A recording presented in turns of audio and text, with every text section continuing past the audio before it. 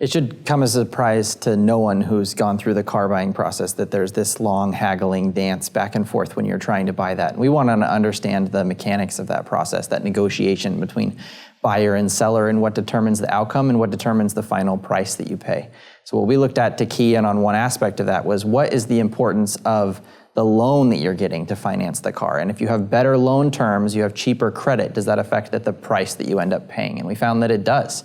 So people that get cheaper loans that have lower monthly payments, they end up paying more for the car that they end up purchasing.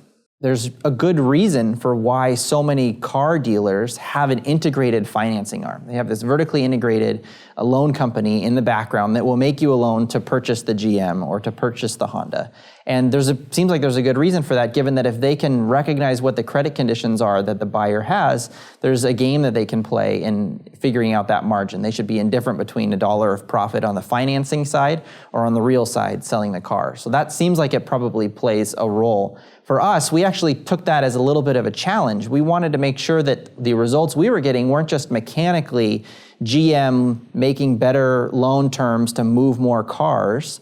And so we looked at people that were financing their car separately from the seller. They're financing it by going directly to a credit union, getting their loan, and then using that to purchase their car. That way we divorced a little bit this transaction, and we still found that there was this tight connection between the monthly payment sizes that people were getting and the prices they were willing to pay.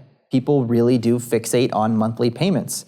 So there's a variety of reasons for this. Some of it is the fact that some people are just having a hard time meeting all of their monthly obligations. They've got rent, they've got utilities, they have car loan payments, they have student loan payments, and so they really need this extra monthly capacity. But our data contains rich information about the actual borrowers, and we were able to look at even people that had plenty of extra room. They make enough money and their credit scores are high enough that they don't necessarily need to worry about not being able to make it each month, and even they really seem to fixate on monthly payments. And there, the reason seems to be that people like to keep a household budget.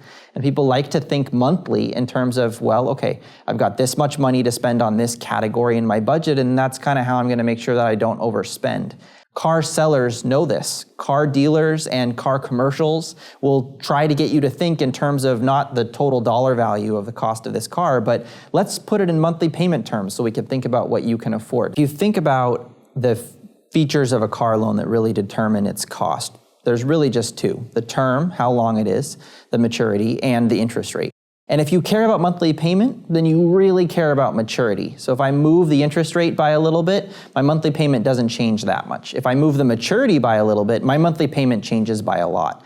There's this pervasive characteristic in a lot of markets that when you're negotiating and there's financing that's tied up in it, that the better the financing you get, the more you're going to be willing to pay for that good, whether it's a mattress, whether it's a car, whether it's a house, whether it's college tuition. For the average person, they might actually be worse off having cheaper credit and having to pay higher prices. The people that really benefit from this are the people that don't mind the higher prices because they really care about having low monthly payments in the near term.